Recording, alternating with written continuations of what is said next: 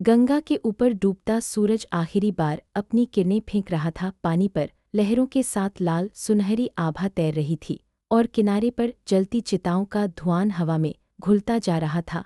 बनारस की सांझ हमेशा से रहस्यमयी रही है। एक ओर आरती के शंख, दूसरी ओर मृत्यु की मौन गंध। अर्जुन मिश्रा नाव से उतरकर घाट की सीढ़ियां चढ़ रहा था। उसका बैग भारी था, पर दिल उससे भी ज्यादा दिल्ली से आया। यह युवा पत्रकार अपने अखबार के लिए एक फीचर स्टोरी पर काम कर रहा था। अमावस की रात, श्मशान घाट में। लोग कहते थे कि उस रात, जब चांद पूरी तरह लुप्त हो जाता है, मणिकर्णिका घाट पर आत्माएं जागती हैं, कुछ बुलाने आती हैं, कुछ बदला लेने। अर्जुन को इन बातों पर हंसी आती थी, पर आज बनारस की हवा में कुछ था जो समझ से बाहर था। घाट की सीढ़ियां नम थीं और हर कदम पर किसी अनदेखी नज़रों का एहसास। दूर से आरती की आवाज़ आ रही थी, हर हर महादेव, पर उस स्वर में भी जैसे एक अनजाना डर घुला था। बाबूजी, अमावस को घाट पे मत जाइएगा, एक नाव वाला बोला। उसकी आंखों में डर साफ था। अर्जुन मुस्कराया, क्यों, भूत पकड़ लेगा क्या? भूत नहीं बाबू, घाट पकड़ लेता है, जो एक बार देख ले उसे छोड़ता नहीं। अर्जुन ने जवाब नहीं दिया। उसका कैमरा उसने गर्दन से लटकाया और घाट की तरफ बढ़ गया। वहां राख उड़ी हुई थी, धुएं में आकृतियां बनती बिगड़ती दिख रही थीं। कुछ साधु धूनी रमाए बैठे थे, आंखें लाल, देह पर भस्म और होठों पर मंत्र, शिव शिव शिव। उनमें से एक ने अर्जुन को देखा। उसकी दृष्टि ऐसी थी मानो आर पार देख ले। तू क्यों आया है यहाँ बालक?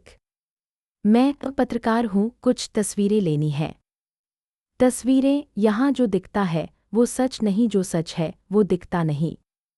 अर्जुन के पैरों में हल्की ठंडक दौड़ गई। सूरज अब पूरी तरह गायब हो चुका था। गंगा का जल काला दिखने लगा था, धुंध सी उठी और हवा में राख की गंध भारी हो गई। उसी समय घाट के एक कोने से स्त्रियों के रोने की आवाज़ आई। कोई ताज़ी चिता जल रही थी, पर उस रोने में एक अजीब सी लय थी, जैसे कोई सुर में विलाप कर रहा हो। अर्जुन ने कैमरा ऑन किया और उधर बढ़ गया। जब वह पास पहुंचा तो वहां कोई नहीं था, न चिता न स्त्रियां, बस राख, और राख पर पड़े कुछ ताज़े फूल। अभी तो वह बुदबुदाया। उसने कैमरा स्क्रीन पर देखा, वीडियो चल रहा था, लेकिन उसमें एक पल के लिए एक धुंधली आकृति दिखी, सफ़ेद साड़ी में कोई औरत जो उसे घूर रही थी। वह कांप उठा। अचानक पीछे से किसी ने कहा, पहली बार देखा न, बनारस की सांझ। वह मुड़ा, सामने वही साधु खड़ा था। नाम क्या है तेरा? अर्जुन मिश्रा। मिश्रा? मिश्रा अच्छा नाम है। अमावस के दिन वापस मत आना अर्जुन, यहाँ कुछ आत्माएं अपना नाम याद रख लेती हैं। अर्जुन ने कुछ कहना चाहा, पर हवा तेज चलने लगी। गंगा की लहरों से ठंडी नमी उठी और दूर के श्मशान में किसी ने हंसा, लंबी टूटी हुई हंसी, जैसे राख में से आई हो। साधु धीरे धीरे चलता हुआ अंधेरे में गुम हो गया। अर्जुन वहीं खड़ा रह गया, कैमरा हाथ में लिए और दिल में एक अनोखा डर लिए। रात पूरी उतर आई थी। गंगा का जल अब तारों की जगह चिताओं की रोशनी से चमक रहा था। अर्जुन ने होटल लौटने का निश्चय किया, पर जाते जाते उसने एक बार पीछे मुड़कर देखा। घाट के सबसे ऊपरी कोने पर वही सफ़ेद साड़ी वाली औरत खड़ी थी।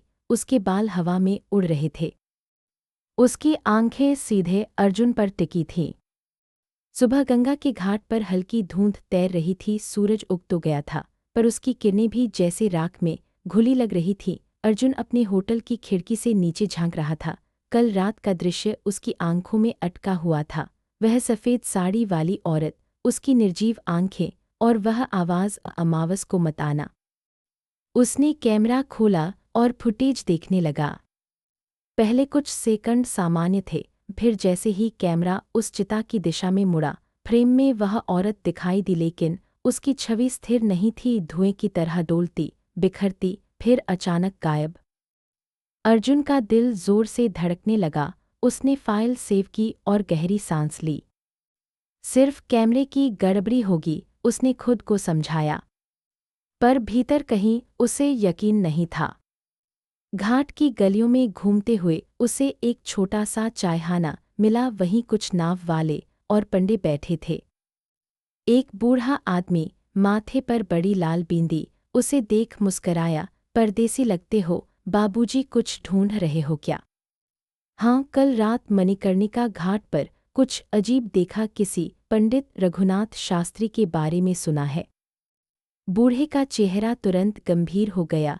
उसने धीमे स्वर में कहा, रघुनाथ शास्त्री, वो श्मशान वाले पंडित हैं, वहाँ तंत्र करते हैं। जो उनसे मिला या तो पागल हुआ या गुम। आप क्यों पूछ रहे हैं?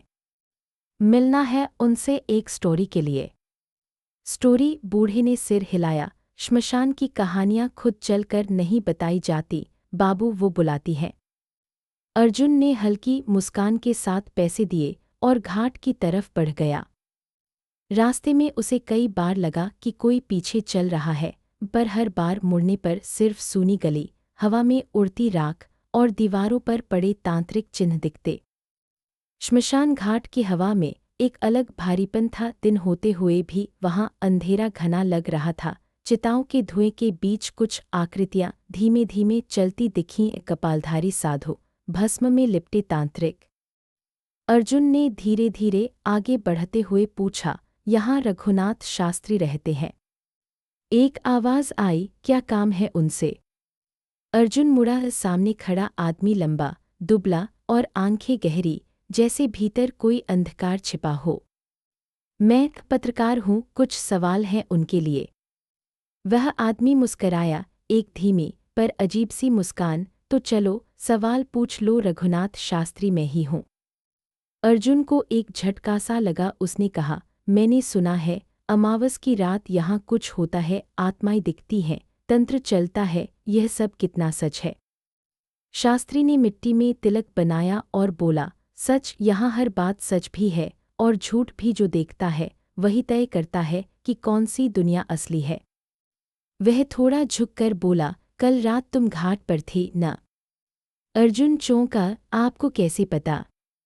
श्मशान सब जानता है, जो यहाँ आता है उसका नाम हवा में दर्ज हो जाता है। वह धीरे धीरे आगे बढ़ा और अर्जुन के कंधे पर हाथ रखा। तुम्हें बुलाया गया है अर्जुन, ये जगह किसी को बेवजह नहीं आने देती। अर्जुन पीछे हट गया। बुलाया गया किसने? शास्त्री ने आकाश की ओर देखा, फिर गंगा की तरफ, जिसने कल रात तुम्हें देखा था। अर्जुन की रगों में सिहरन दौड़ गई। वो औरत, वो आत्मा नहीं, अधूरी प्रतिज्ञा है। शास्त्री ने कहा, सुदेही नाम था उसका, तंत्र की बलि में मारी गई थी 100 साल पहले। हर अमावस को लौटती है किसी की देह में बसने के लिए, ताकि कर्म पूरा हो सके। अर्जुन का गला सूख गया। तो अब वो मुझसे क्या चाहती है? शास्त्री ने उसकी आंखों में देखा। तुम्हारे भीतर कुछ है जो उसे खींच रहा है, हो सकता है वही तलाश पूरी करने आई हो। वातावरण में अचानक हवा का झोंका उठा। राख उड़कर अर्जुन के चेहरे से टकराई। गंगा किनारे की चिताएं अचानक और तेज जल उठीं। शास्त्री ने कहा, आज से 7 रातें बाद अमावस है। अगर जानना ही है तो उस रात लौटना, पर याद रखना श्मशान जवाब नहीं देता, सिर्फ सौदा करता है। अर्जुन की रीढ़ में ठंडक उतर गई। उसने बस इतना कहा, मैं लौटूंगा। शास्त्री मुस्कराया, मुझे पता था। अर्जुन मुड़ा और घाट की सीढ़ियों पर चढ़ने लगा। पीछे मुड़कर देखा तो रघुनाथ शास्त्री कहीं नहीं थे, सिर्फ भस्म में बना एक गोल चिन्ह चमक रहा था, जैसे किसी ने अभी अभी वहां से कोई तंत्रकर्म शुरू किया हो। रात फिर ढलने लगी थी। गंगा का पानी फिर से काला पड़ने लगा। अर्जुन को अब यकीन था, उसे बुलाया गया है। बनारस की गलियों में रात धीरे धीरे उतर रही थी। घंटों और शंखों की आवाज़ें धीरे धीरे थम रही थीं और हवा में गंगा की नमी के साथ राख और धूप की गंध तैर रही थी। अर्जुन मिश्रा अपने होटल के कमरे में बैठा था। सामने खुला लैपटॉप, स्क्रीन पर कैमरे की फुटेज। हर बार जब वह वीडियो देखता, उसके भीतर कोई ठंडी लहर दौड़ जाती। वह दृश्य, वही सफ़ेद साड़ी, वही ठहरी हुई आंखें और धुएं में से झांकती वह स्त्री सुदेही। नाम उसके मन में गूंज रहा था जैसे किसी ने भीतर लिखा हो, सुदेही। वह नाम बोलते ही कमरे में हवा जैसे भारी हो गई, पर्दे हल्के से हिले और बाहर से किसी स्त्री की धीमी हंसी सुनाई दी, बहुत हल्की पर अनमिस्टेकेबल। अर्जुन ने तुरंत खिड़की खोली। बाहर गली सुनसान थी, बस एक कुत्ता दूर से रो रहा था। पर गंगा की तरफ से आती ठंडी हवा में राख और अगरबत्ती की मिलीजुली गंध थी, वही जो श्मशान की रात महसूस होती है। अगली सुबह वह फिर घाट की तरफ निकला। उसने तय किया था इस सुदेही के बारे में सच्चाई पता करनी ही होगी। रास्ते में उसे वही बूढ़ा पंडा मिला जो चायखाने पर बैठा था। बाबूजी, फिर घाट पर? हाँ, एक औरत के बारे में पूछना है। नाम था सुदेही। पंडे का चेहरा पल भर में सफ़ेद पड़ गया। उसका नाम मत लो बेटा, उसने बुदबुदाया। वो नाम तो अब श्मशान की सांसों में बसता है। फिर भी बताइए, कौन थी वो? पंडे ने कांपती आवाज में कहा। 100 बरस पहले की बात है। सुदेही नाम की औरत थी, रूपवती, सुशील, पर नीति ने उसे तांत्रिक की दासी बना दिया। रघुनाथ शास्त्री का गुरु महातांत्रिक कैलाशगिरी उस पर आसक्त हो गया था। कहा जाता है कि अमावस की रात उसे काली सिद्धि के लिए बलि चढ़ा दिया गया। तभी से उसकी आत्मा हर अमावस को भटकती है किसी देह की तलाश में, ताकि अधूरा कर्म पूरा हो सके। अर्जुन ने गहरी सांस ली। और वो क्यों दिखाई देती है? पंडे ने कहा, क्योंकि जिसे वो देख लेती है वो उसका साक्षी बन जाता है, फिर बचता नहीं। रात को अर्जुन ने फिर कैमरा ऑन किया। इस बार वह घाट की ऊंची सीढ़ियों पर बैठा, कैमरा गंगा की ओर। लहरें शांत थीं, पर हवा में एक गूंज थी जैसे दूर किसी ने मंत्र पढ़े हों। ओम क्री कालिकाय नमः। अर्जुन ने कैमरा जूम किया। घाट के दूसरे छोर पर एक औरत खड़ी थी, वही सफ़ेद साड़ी, वही खुले बाल। पर इस बार वह स्थिर नहीं थी, धीरे धीरे उसकी ओर बढ़ रही थी। अर्जुन का गला सूख गया, वह हिल भी नहीं पाया। औरत के पास आते ही हवा ठंडी हो गई, उसके चारों ओर धुएं की परत सी बनने लगी। अर्जुन ने कैमरे की लाइट ऑन की, पर जैसे ही रोशनी उस चेहरे पर पड़ी उसका दिल जम गया। चेहरे पर आंखें तो थीं, पर काली गहरी गुफाओं जैसी। होठों पर मुस्कान थी, पर देह में कोई रंग नहीं। वह बोली, पर आवाज़ उसके कानों में नहीं, दिमाग में गूंजी। तुम्हें बुलाया गया था अर्जुन। वह पीछे हट गया। क्यों? क्योंकि तुम देख सकते हो। अर्जुन ने कांपती आवाज में पूछा, कौन हो तुम? सुदेही, जिसे अपवित्र यज्ञ में मारा गया, जिसका नाम मिटा दिया गया, लेकिन हर अमावस को मैं लौटती हूँ किसी ऐसे को खोजने जो मुझे मुक्त करे। मुक्त मैं कैसे कर सकता हूँ? वह मुस्कराई, ठंडी रहस्यमयी मुस्कान। तुम्हारी आंखें वही हैं जो उसके थी। अर्जुन कुछ बोलने ही वाला था कि हवा तेज हो गई। राख और धुआं उसके चारों ओर घूमने लगे। कैमरे की स्क्रीन पर सिर्फ सफ़ेद प्रकाश था। जब उसने पल भर बाद नज़र उठाई, सुदेही गायब थी। अगले दिन अर्जुन होटल लौटा, उसका चेहरा पीला था। वह रात भर फुटेज देखता रहा, हर फ्रेम में सुदेही थी, कभी गंगा के ऊपर तैरती, कभी उसकी परछाई के पीछे खड़ी। पर सबसे डरावना फ्रेम आखिरी था। एक झलक जिसमें सुदेही उसके बिल्कुल पीछे खड़ी थी और उसकी आंखें सीधे कैमरे में देख रही थीं। नीचे लाल अक्षरों में कुछ उभर आया, 7 रातें बाकी हैं। अर्जुन का शरीर ठंडा पड़ गया। अब उसे समझ आ गया, यह सिर्फ रिपोर्ट नहीं, एक बुलावा था। श्मशान अब उसे पहचान चुका था। और सुदेही, वह अब उसके पास थी। सूरज डूब रहा था और बनारस की गंगा फिर से धुएं और राख के बीच सोने जैसी दिख रही थी। अर्जुन घाट पर बैठा था, कैमरा बंद। आज वह बस सुनना चाहता था। रघुनाथ शास्त्री ने उसे बुलाया था, उसी श्मशान के बीच जहाँ कल रात वह सुदेही से मिला था। श्मशान में चिताएं जल रही थीं और हवा में अगरबत्ती, मांस और मिट्टी की मिलीजुली गंध थी। शास्त्री ने कहा, आज तुझे वो सुनाऊंगा जो बनारस के तंत्र का सबसे काला अध्याय है। वह धीरे धीरे राख पर रेखाएं खींचने लगा। यह जो भूमि है अर्जुन, यहाँ कभी मंदिर नहीं थे, यह सब यज्ञभूमि थी जहाँ मृतक और जीवित का संगम होता था। सन 1857 के आसपास जब देश की आत्मा खुद विद्रोह में जल रही थी, तब यहाँ एक महातांत्रिक रहता था, कैलाशगिरी। वह तंत्र का सिद्ध था, पर भीतर से पिशाच समान उसका लक्ष्य था, काली सिद्धि। वह चाह रहा था कि मृत्यु पर अधिकार पाले। अर्जुन ध्यान से सुन रहा था। शास्त्री की आवाज़ धीमी पर डर से भरी थी। काली सिद्धि के लिए उसे चाहिए था एक निर्मल आत्मा की बलि। वह आत्मा थी सुदेही, गंगा किनारे की एक विधवा जो मंदिर में दीप जलाया करती थी, सुंदर, निष्कलंक। कैलाशगिरी ने उसे शरण दी, पर भीतर उसके लिए पिशाचिक लालसा पनपी। अमावस की रात उसने उसका रक्त यज्ञकुंड में बहाया और मंत्र अधूरा रह गया। अधूरा क्यों? अर्जुन ने पूछा। शास्त्री ने गंगा की ओर इशारा किया। क्योंकि गंगा ने उसे स्वीकार नहीं किया। सुदेही की देह जलाने से पहले ही आकाश में बिजली गिरी, कुंड बिखर गया और यज्ञ बीच में रुक गया। कैलाशगिरी वहीं मारा गया, पर मरते समय उसने एक शाप दिया कि जब तक सुदेही मुक्त न होगी, उसकी आत्मा और मेरी छाया एक साथ भटकेंगी। अर्जुन ने कहा, छाया? कौन सी छाया? शास्त्री ने अपनी उंगलियों से राख उठाई और हवा में उड़ा दी। काली छाया वही जो हर अमावस को लौटती है, न स्त्री न पुरुष, बस शाप की दे।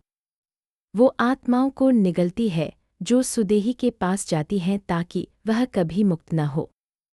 श्मशान के धुएं में एक पल के लिए अर्जुन को लगा कि कोई आकृति उसके पीछे से गुजरी, मानो राख ने आकार ले लिया हो। शास्त्री ने सिर झुकाया। मेरा गुरु रघुनाथ नहीं था अर्जुन, मैं वही तांत्रिक का शिष्य हूँ जो कैलाशगिरी का आखिरी कर्म पूरा करने भेजा गया था। पर मैं चाहता हूँ कि अब यह यज्ञ खत्म हो, सुदेही को मुक्त करना ही उसका अंत है। अर्जुन ने कहा, और मैं? शास्त्री की आंखें अचानक गहरी हो गईं। तुम वह माध्यम हो अर्जुन, वही चेहरा, वही नज़र जो कैलाशगिरी की थी। अर्जुन पीछे हट गया। क्या मतलब? सुदेही ने तुम्हें देखा क्योंकि तुममें उसी की झलक है जिसने उसे मारा था। अब वही आत्मा तुम्हें चुनेगी, मुक्ति या पुनर्जन्म के लिए। अचानक कहीं से हवा चली, इतनी ठंडी कि चिता की लपटें नीली पड़ गईं। धुएं में से एक काली आकृति उभरी, सिर रहित, लहराती, मानो गंगा की लहरों से बनी हो। शास्त्री ने मंत्र पढ़ना शुरू किया। ओम ह्रीं कालिकाय नमः, मुक्तिपथ प्रदर्शय। अर्जुन का कैमरा अपने आप ऑन हो गया। लेंस के भीतर वही आकृति और स्पष्ट दिखी, काली छाया। उसकी आंखें लाल अंगारों जैसी चमक रही थी। अर्जुन ने देखा, सुदेही की धुंधली परछाई भी उसके पास खड़ी थी। दो आत्माएं, एक शाप, एक पुकार। देख लिया तूने? शास्त्री की आवाज़ टूटी। अब तू बंध गया है अर्जुन, अब इस यज्ञ का हिस्सा बन चुका है। वह सांस लेने के लिए झुका। अगली अमावस को सब तय होगा, या तो मुक्ति या वही विनाश जो 1857 में हुआ था। रात गहरी हो गई थी। गंगा के पार बिजली चमकी।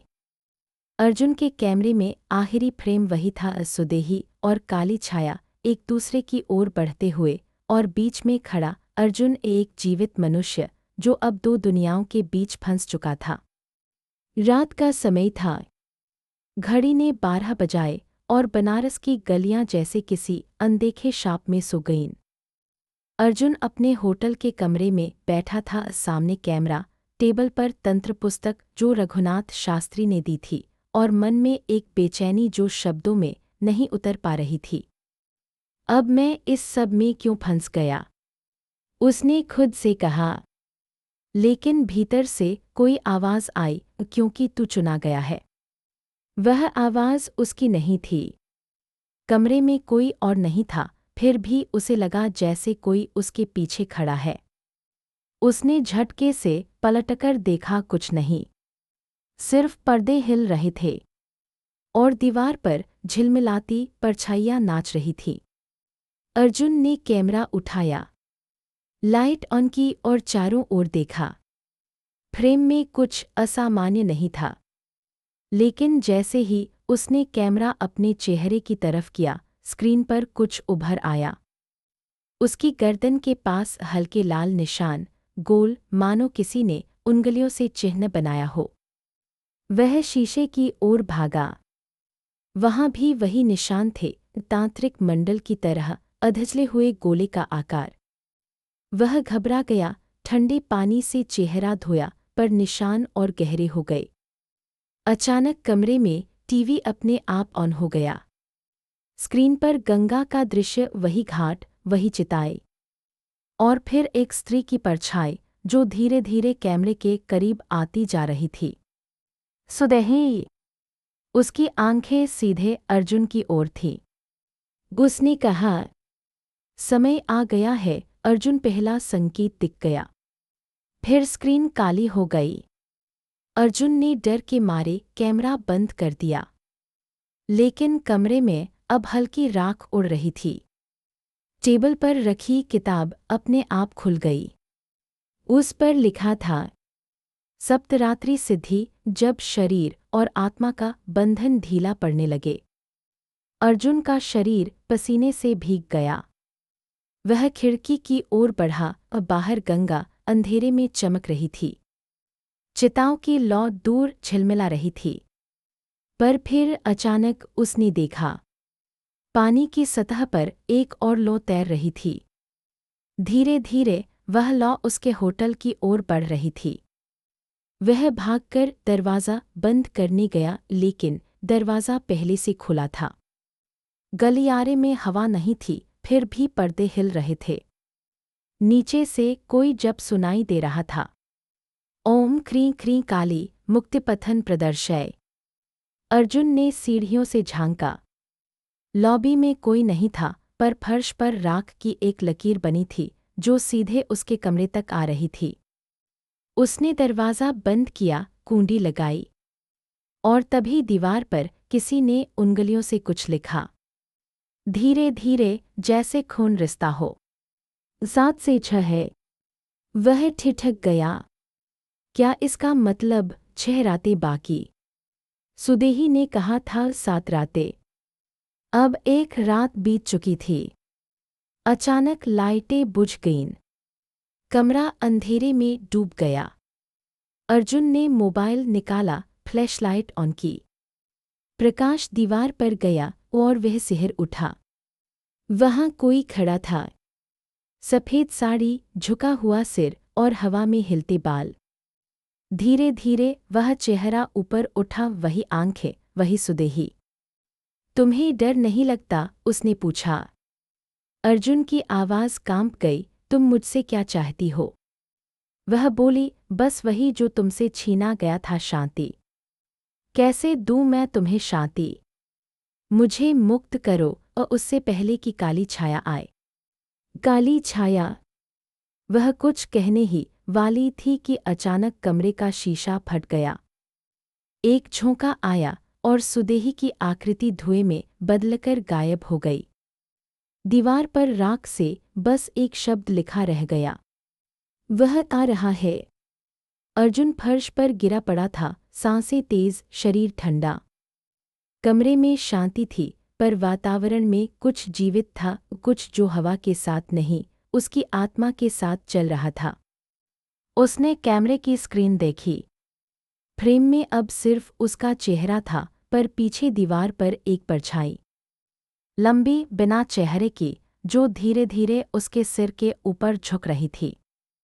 और कैमरे के स्पीकर से एक फुसफुसाहट आई। झः। अर्जुन समझ गया, यह बस शुरुआत थी। श्मशान ने अब उसकी आत्मा पर पहला निशान छोड़ दिया था। अब से हर रात कोई संकेत आएगा, और 7वीं रात अमावस, वह उसकी किस्मत तय करेगी। सुबह की हल्की किरणें गंगा के जल पर फिसल रही थीं। पर बनारस के उस हिस्से में जहाँ मणिकर्णिका की राख कभी ठंडी नहीं पड़ती, वहाँ सूरज की रोशनी भी जैसे थककर लौट जाती थी। अर्जुन रात की घटनाओं से हिला हुआ था। उसने अपनी गर्दन पर पड़े निशानों को कपड़े से ढंक लिया था, पर भीतर का भय छिप नहीं पा रहा था। वह समझ गया था कि अब उसे सुदेही के रहस्य से भागकर नहीं, सामना करना होगा।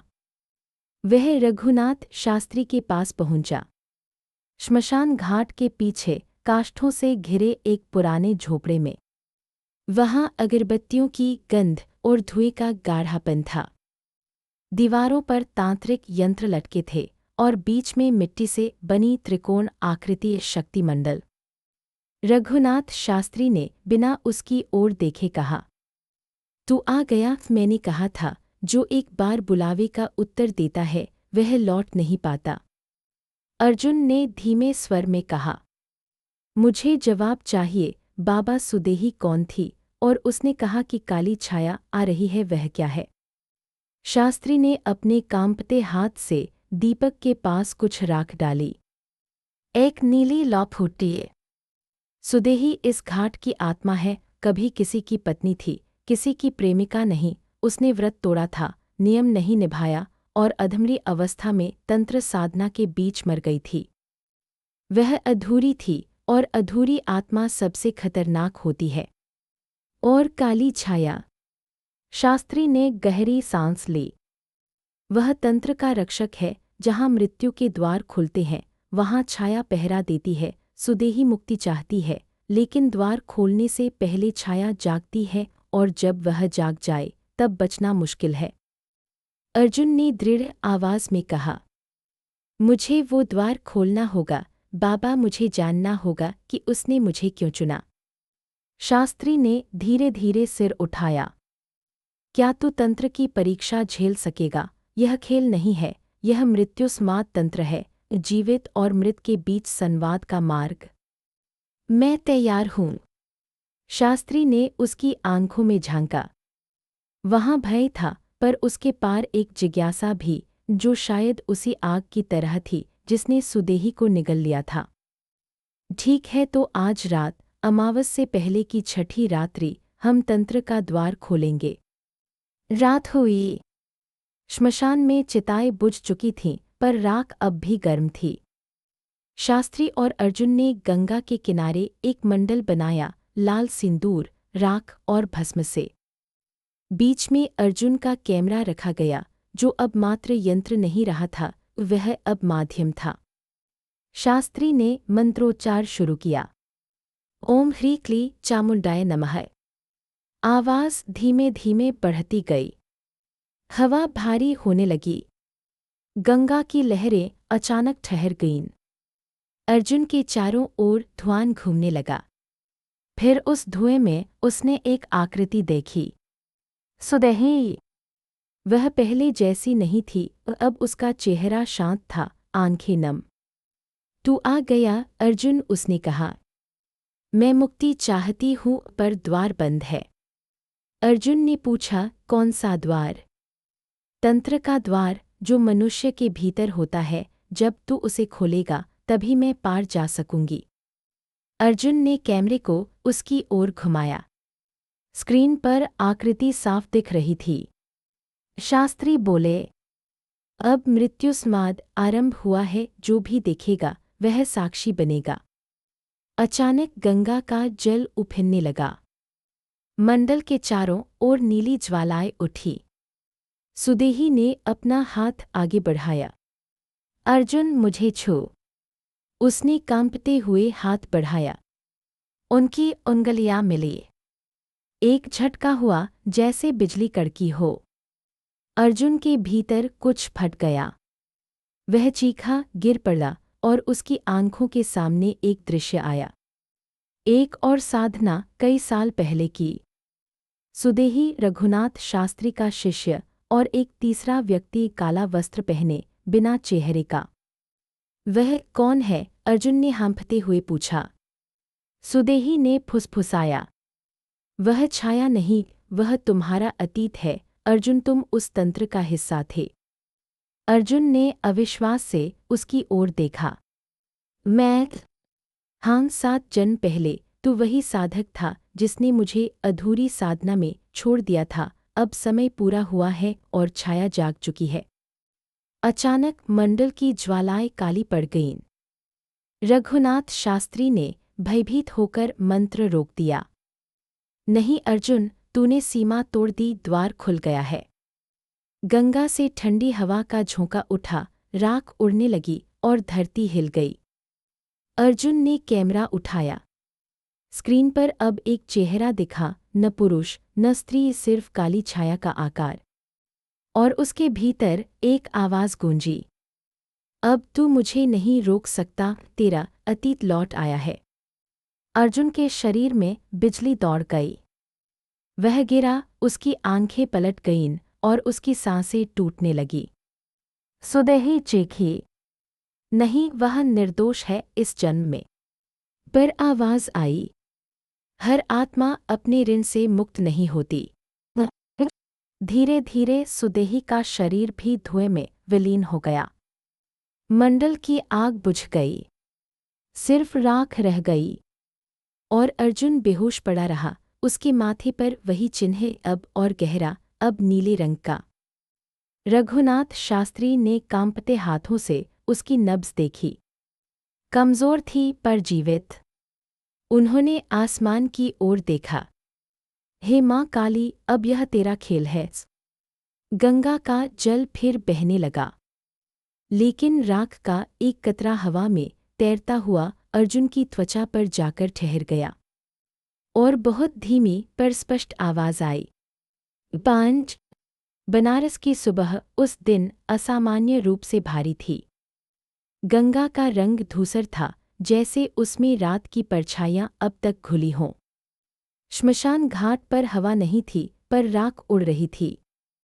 रघुनाथ शास्त्री घंटों से ध्यान में बैठे थे और उनके सामने अर्जुन पड़ा था, अचेत परंतु जीवित। उसके माथे पर अब नीले रंग का वह चिन्ह धड़क रहा था, जैसे जीवित हो। हर कुछ मिनटों में वह हल्का प्रकाश छोड़ता और फिर मिट जाता। शास्त्री ने हवनकुंड की आग में घी डाला और बुदबुदाया। छठी रात बीत चुकी, 5 शेष हैं, छाया अब जागृत है। शाम को अर्जुन की सांसें तेज हो गईं। उसकी आंखें खुलीं और वह सीधे बैठ गया। चेहरा पसीने से भीगा, आंखों में अजीब सी चमक। कहाँ है वो, उसने फुसफुसाया। शास्त्री बोले, तू बच गया है, लेकिन जो द्वार तूने खोला था अब वह बंद नहीं होगा। अर्जुन ने सिर पकड़ लिया। उसके मन में असंख्य दृश्य दौड़ रहे थे, किसी और काल के, किसी और युग के। वह खुद को देख रहा था, वही घाट, वही चिता और एक स्त्री जो ज्वालाओं में झुलस रही थी, सुदेही। और फिर उसने देखा, वह स्वयं तंत्रमंडल के बीच बैठा है, हाथ में त्रिशूल लिए, और उसके पीछे खड़ी वही काली छाया। अर्जुन चीख पड़ा। नहीं, ये मैं नहीं था। शास्त्री ने शांत स्वर में कहा। पर यही सत्य है, तू वही साधक है जिसने सुदेही को बलि के रूप में अर्पित किया था, तंत्र सिद्धि के लिए। पर साधना अधूरी रही और वही अधूरापन अब तुझे भस्म करने लौट आया है। अर्जुन उठ खड़ा हुआ। तो क्या मैं अब भी वही हूँ? तू उसी आत्मा का वंशज है, उसी कर्म का विस्तार। हर जन्म में यह श्राप तेरे साथ रहा, पर इस बार तूने तंत्र का द्वार स्वयं खोला है, अब छाया तेरे भीतर है। अर्जुन के कानों में अजीब सी आवाज़ गूंजने लगी, धीमी पर स्पष्ट। मैं तुझसे अलग नहीं हूँ अर्जुन, मैं तेरी ही छाया हूँ। वह पलटकर बोला, कौन है? पर वहाँ कोई नहीं था, सिर्फ उसकी परछाई जो दीवार पर लहराती हुई चलने लगी, जबकि अर्जुन स्थिर खड़ा था। वह परछाई धीरे धीरे फैलने लगी, लंबी होती गई और दीवार से उतरकर जमीन पर आ गई। अब वह उसके सामने खड़ी थी, काली, आकारहीन, पर आंखें अंगारे जैसी। मुझे पहचान लिया। आवाज़ गर्जन जैसी थी और फिर एक पल में वह उसके ठीक सामने आ गई। अर्जुन पीछे हट गया। तू क्या चाहती है? मैं चाहती हूँ वही जो तूने अधूरा छोड़ा था, समर्पण। मैं अब कोई साधक नहीं, मैं बस एक इंसान हूँ। पर तेरी आत्मा अब भी मेरी है, छाया बोली। और जब तूने द्वार खोला, तूने मुझे फिर जन्म दिया। अर्जुन जमीन पर गिर पड़ा। उसके शरीर में झटके लगने लगे और वह तड़पने लगा। शास्त्री मंत्र पढ़ते हुए उसके पास पहुंचे। छाया प्रवेश कर रही है, अर्जुन होश में रह। पर अब बहुत देर हो चुकी थी। अर्जुन की आंखें पलट गईं और उसकी आवाज़ बदल गई, गहरी, भारी, मानो भीतर कोई और बोल रहा हो। शास्त्री, तुझे याद है, तू भी वहाँ था। रघुनाथ शास्त्री कांप गए। उनका चेहरा पीला पड़ गया। नहीं, यह असंभव है। असंभव कुछ नहीं, छाया की आवाज़ आई अर्जुन के भीतर से। तू वही है जिसने मुझे द्वार के पहरेदार के रूप में बांधा था, अब तेरा बंधन टूट गया है। शास्त्री ने कांपते हाथों से तंत्र पुस्तक उठाई, मंत्र उच्चारण शुरू किया। ओम अपसर्पयाम्ये रक्षो भस्मीभव। पर हवा का एक झोंका आया और दीपक बुझ गया। अंधेरा छा गया। उस अंधेरे में सिर्फ अर्जुन की आंखें चमक रही थीं, नीली परछाई से दीप्त।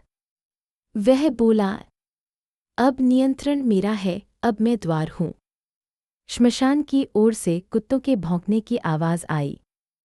गंगा में लहरें उठीं और राख का गुबार हवा में फैल गया। रघुनाथ शास्त्री भागे, लेकिन द्वार अपने आप बंद हो गया। कमरे की दीवारें हिलने लगीं और छत से राख झड़ने लगी। अर्जुन की परछाई ने हाथ फैलाया और उसकी आवाज़ गूंजी, अब यह मेरा शरीर नहीं, मेरा माध्यम है। शास्त्री चीखे, हे माँ काली, रक्षा कर। और तभी अर्जुन का शरीर अचानक शांत हो गया। वह धीरे से उठा, सिर झुकाया और बोला, अमावस निकट है, 5 रातें बीत चुकी, 4 बाकी हैं। उसने शास्त्री की ओर देखा, आंखें अब पूरी तरह काली थी। तूने तंत्र का द्वार खोला, अब उसे बंद करने का कोई उपाय नहीं। रात के उस सन्नाटे में गंगा की लहरें फिर उठीं।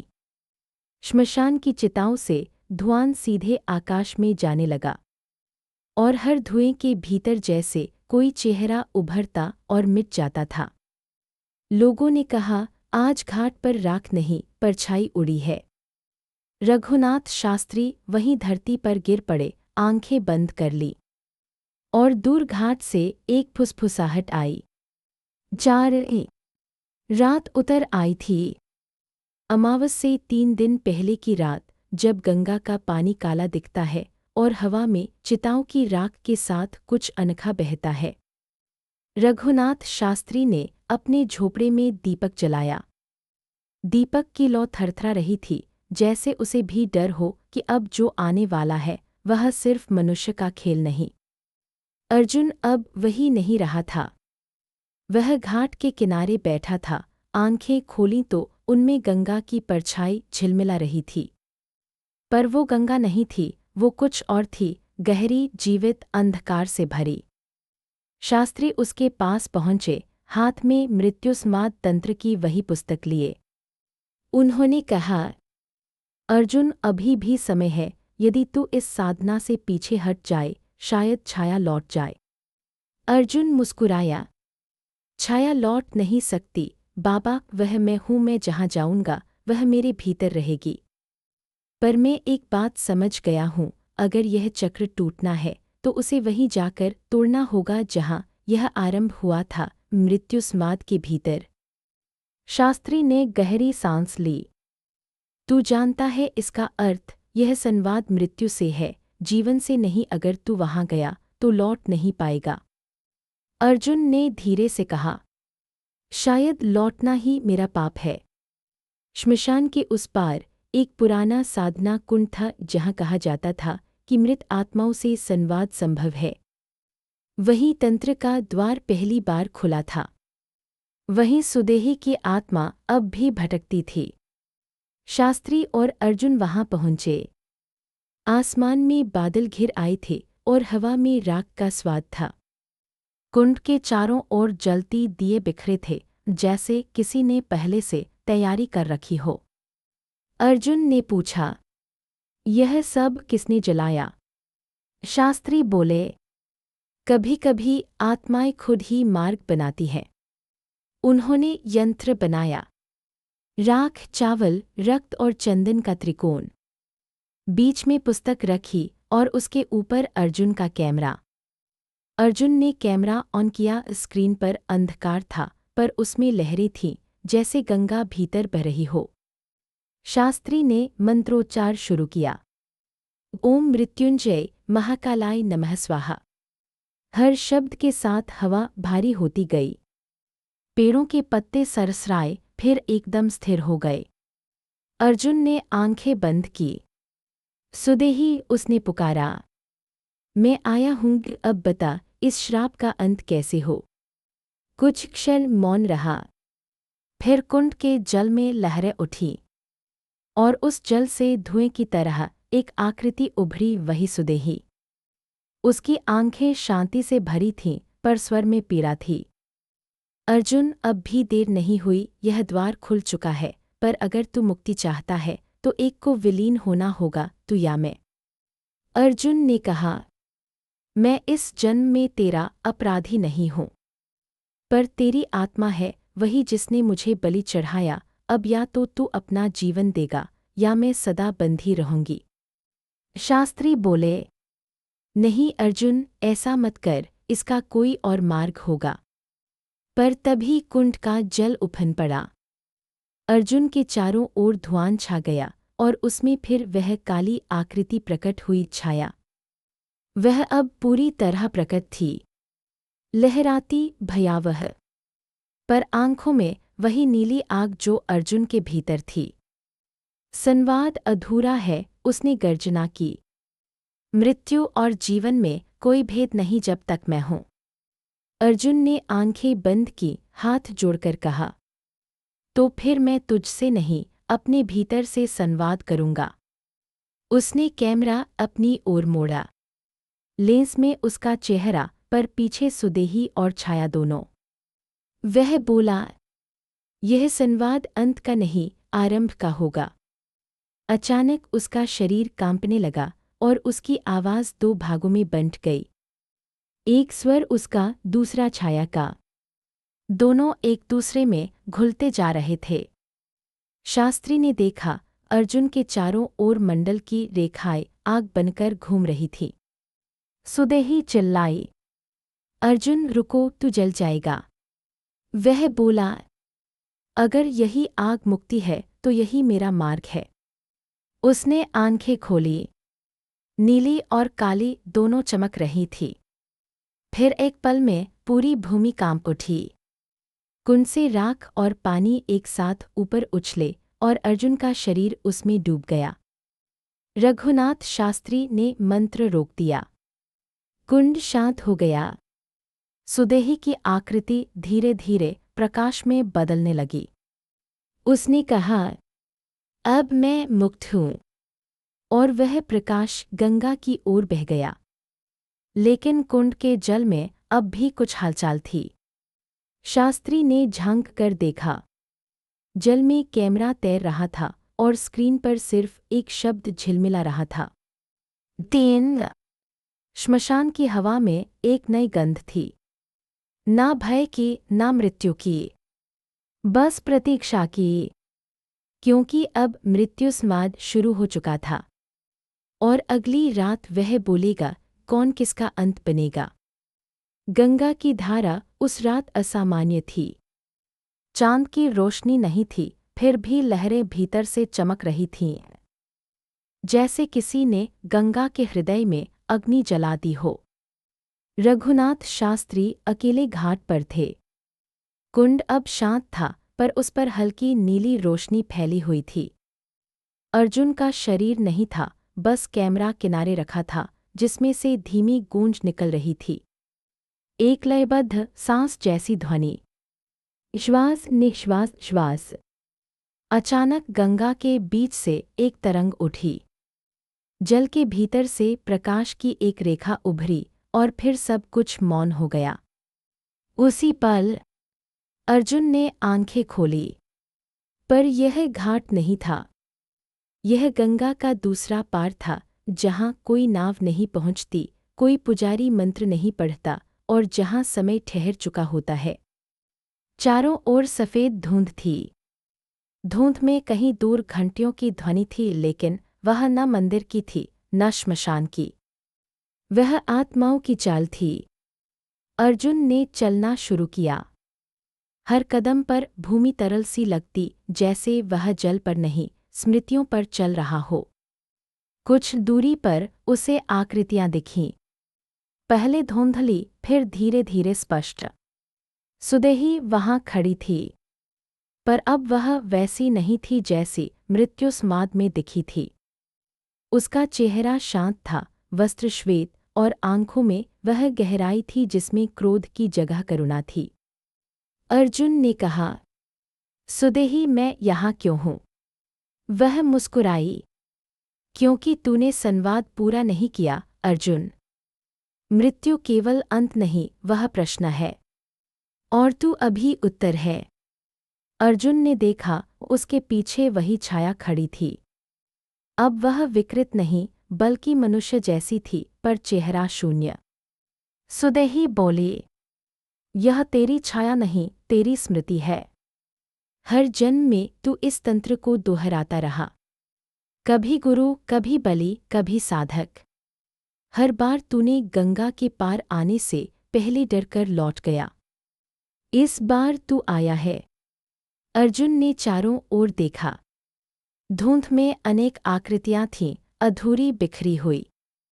हर एक के पास कोई अधूरा वचन, कोई अधूरी प्रार्थना। वे वही आत्माएं थीं जो तंत्र के चक्र में बंधी थीं। सुदेही आगे बढ़ी। गंगा के पार कोई स्वर्ग नहीं, अर्जुन। यह वह स्थान है जहाँ आत्माएं अपने ही अपराधों से संवाद करती हैं। यहाँ मुक्ति नहीं दी जाती, अर्जित की जाती है। अर्जुन ने धीरे से कहा, और मैं? वह बोली, तू दो में बंटा है, जीवन और मृत्यु में। अब तुझे एक को चुनना होगा। छाया आगे आई। उसकी आवाज़ गूंजी, मैं तेरी शक्ति हूँ, अर्जुन। तू मुझे मिटा देगा तो फिर कुछ न बचेगा। तू जो देखता है, जो चित्रित करता है, वो मैं ही हूँ। मैं तेरी दृष्टि का अंधकार हूँ। अर्जुन ने सिर झुकाया। और अगर मैं तुझे स्वीकार कर लूँ, तो तू सदा यहाँ रहेगा, सुदेही ने कहा। क्योंकि छाया को अपनाना मृत्यु को अपनाना है। अर्जुन ने आंखें बंद की। गंगा की लहरों की आवाज़ कानों में पड़ी। धीरे धीरे वह एक ही स्वर में बदल गई। ओम। फिर उसने कहा, यदि मैं इस छाया को अस्वीकार करूं, तो तंत्र अधूरा रहेगा। और अगर स्वीकार करूं, तो जीवन समाप्त हो जाएगा। पर शायद समाधान द्वैत में नहीं, एकत्व में है। उसने आगे बढ़कर सुदेही और छाया दोनों के हाथ पकड़ लिए। धुंध कांप उठी। तीनों आकृतियां एक बिंदु में समा गईं। और फिर गंगा की धारा से प्रकाश फूटा। उस प्रकाश में शास्त्री ने घाट पर देखा। कुंड से लपट नहीं, श्वेत धारा उठ रही थी। कैमरे की स्क्रीन पर अब एक नया शब्द उभरा, पूर्ण। सवेरे गंगा शांत थी। किनारे पर सिर्फ एक दीपक तैर रहा था। शास्त्री ने उसे देखा और बुदबुदाए, जिसने मृत्यु से संवाद किया, उसने जीवन पा लिया। उन्होंने गंगा की ओर प्रणाम किया।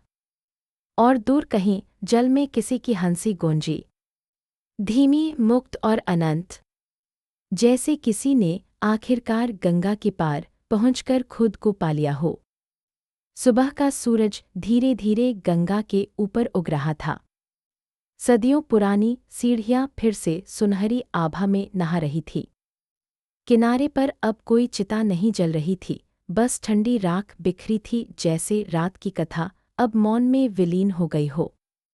रघुनाथ शास्त्री उसी घाट पर बैठे थे जहां पिछली रात तूफान था। उनकी आंखें लाल थीं पर चेहरा शांत। सामने वही कैमरा रखा था, अर्जुन का, जिसके भीतर अब कोई वीडियो नहीं था, कोई तस्वीर नहीं, बस एक स्क्रीन पर स्थिर शब्द पूर्णा। शास्त्री ने लंबी सांस ली। उनके सामने गंगा बह रही थी, धीमे थके हुए स्वरों में, जैसे वह भी अब विश्राम चाहती हो।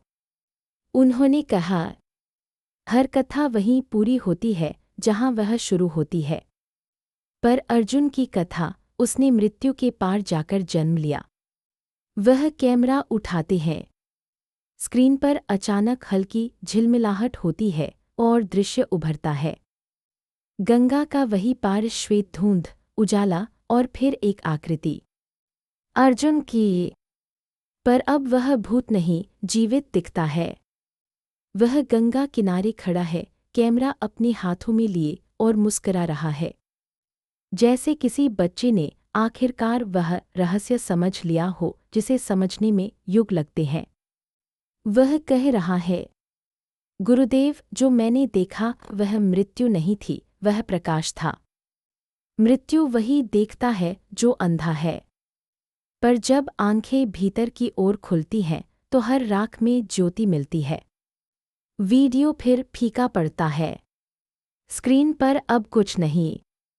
शास्त्री की आंखों से आंसू गिरते हैं, न दुख के न भय के, बस अश्रु जो किसी आत्मा की यात्रा के साक्षी हैं। उन्होंने कैमरा धीरे से गंगा में प्रवाहित कर दिया, जैसे गुरु अपने शिष्य की अंतिम दीक्षा लौटा रहा हो। पानी में लहरें उठीं और कुछ पल बाद कैमरा गायब हो गया। शास्त्री ने सिर झुकाया, फिर धीमे स्वर में बोले, अग्नि अंत नहीं करती, केवल रूप बदलती है। अश्रु बुझाता नहीं, बस भक्ति को जन्म देता है। उन्होंने अपनी माला उठाई और आंखें मूंद ली। उनके होंठों पर एक मंत्र फूटा, ओम नमः शिवाय। हवा में धूप की गंध थी। दूर से शंख बजने लगे और मणिकर्णिका घाट की राख पर पहली किरण गिरी। कहीं पास में एक छोटा सा दीप तैर रहा था।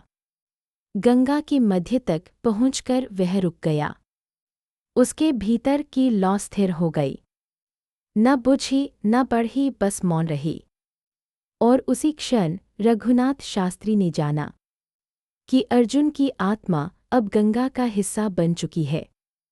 वह अब किसी भूत की तरह नहीं भटकेगा, बल्कि हर आरती, हर राख, हर मंत्र में गूंजेगा, एक अनोखे वचन की तरह। अमावस